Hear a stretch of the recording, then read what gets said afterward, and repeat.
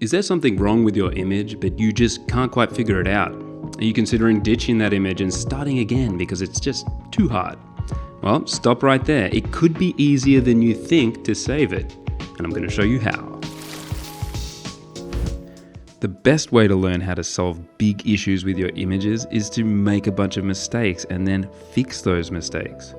But that takes a long time, and you might not even know where to begin.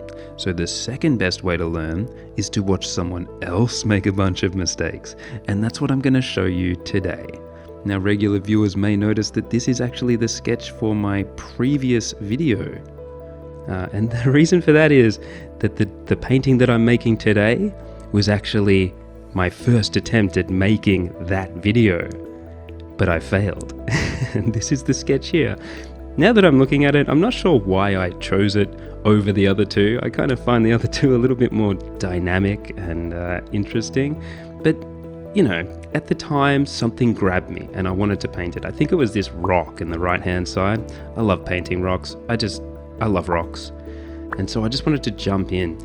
And I was going to experiment with this video, and that's where it went wrong.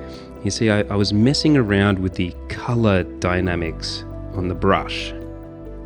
And for those of you who are unfamiliar with color dynamics, just jump into Photoshop, and when you're using the brush tool, hit the F5 key and it'll bring up your brush menu, and you can just click color dynamics here and you can do all sorts of weird stuff, changing the saturation and hue of your brush.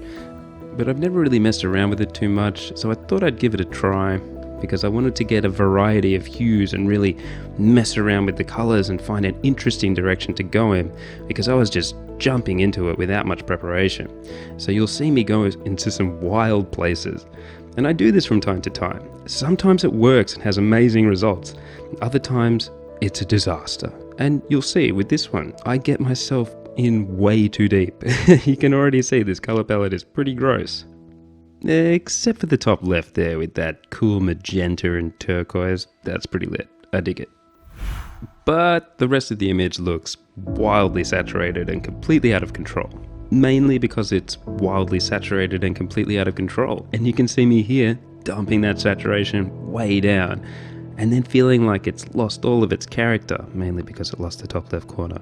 But I just sort of went backwards and forwards on this thing again and again, and I found myself doing something that I know is an indication that this shit's broken. Can you guess what that is? If you answered because I'm messing around with this rock in the corner instead of focusing on, I don't know, like getting the value structure to read clearly or getting a base of color that makes sense, then you are correct. Because guess how much detail you should be adding to rocks at this stage of the piece? None. And if you do find yourself messing around with little details that don't matter early on in a piece, the problem is not the rock. So it's at this point that I realized that my image is pretty much dead, and I needed to get a video done for you guys, so I thought I'll put it on the back burner and I'll just move on with another sketch. And that's what I did. But every time I open Photoshop, that goddamn image is just sitting there staring at me. And after a while I started to think I can save this. In fact, I'm going to save this. So I opened it back up again. And I came in with a plan.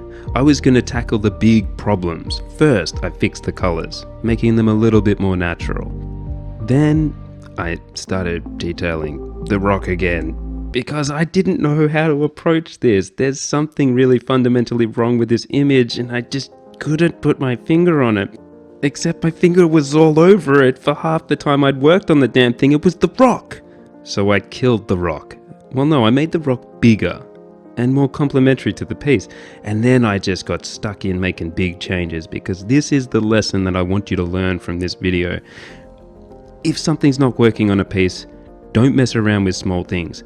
Detailing that rock is never going to solve the problem, because the problem is not the rock. Well, actually, the problem was a bit the rock. But the way to solve it was not to modify the cracks and the crevices.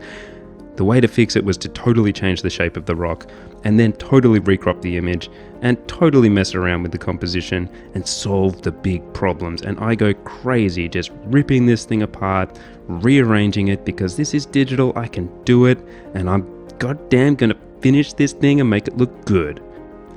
And already, just after making a few big decisions, this thing is looking way better. And you can see me grabbing the castle and moving it over, and then it's feeling a little cramped. At some point I recrop it again, and I'm making big decisions. This thing was going to be thrown in the bin, and I'm going to try and save it, but it's missing some vibrancy, some color.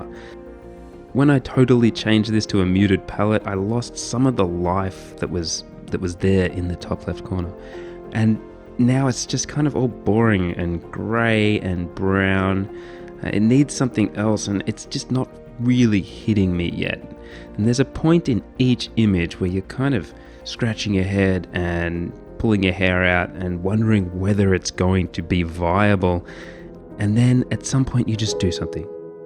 And for me, it was this mountain range in the background. Look at that, the sunset just hitting that mountain range. And at that point, the whole image just clicked in my mind, and I thought, yes, this is that special sauce that this thing needed. Now that it's there, I'm certain that I can finish this.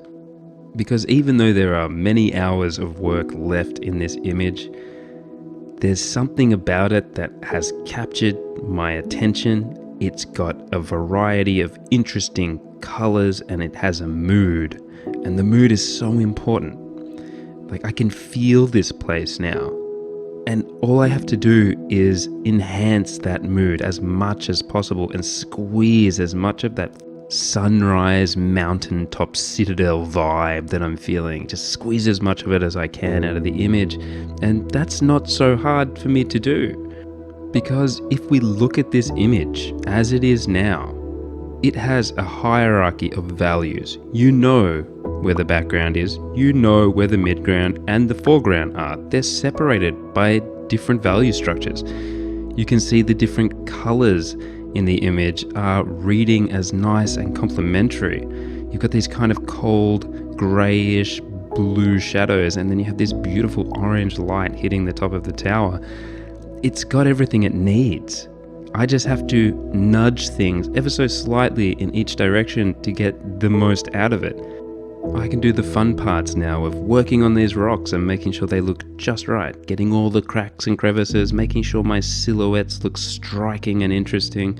This is all downhill sailing from here, especially after I add this sweet arch. Check this out. Yeah. See, that looks great, and that's so easy to do because the whole image is already established. This part of the process is the best part. This is where you're kicking goals and winning. God damn, I love art. So while I tweak and finish off this image, I just want to run down the diagnostic list that you can use to help resuscitate your own dying piece of art. And the number one thing I want you to do when it's dying is flip that canvas. And when you flip the canvas, you notice all kinds of weird eccentricities in your composition. It might be heavy on one side, it might just sort of feel a bit off. But when you flip it, you kind of look at it with fresh eyes and you really notice things that stick out. Number 2, zoom right out. Make your image really small, because when it's small, you really notice where your focal areas are. Most of the detail falls away and you just see the big, important shapes. If you're getting drawn to the wrong place, you've got big problems and you need to fix those things with big changes right now. Number 3, are your values working? The value structure in this image here is working. All of the different depths are separated by different value structures, and the further away you get from the foreground, the more compressed that value structure becomes. Notice that the very far distant mountain range is made up of only 2 values, and the foreground would have access to the entire value range. And finally, the most important information that I have to give you today is make big, bold decisions. If it's not working, it's probably not a small thing. Cut up your composition, rearrange elements, make light areas dark, dark areas light, change the color palette, make big changes until something clicks. And when something clicks and you get that feeling of inspiration back, go all in.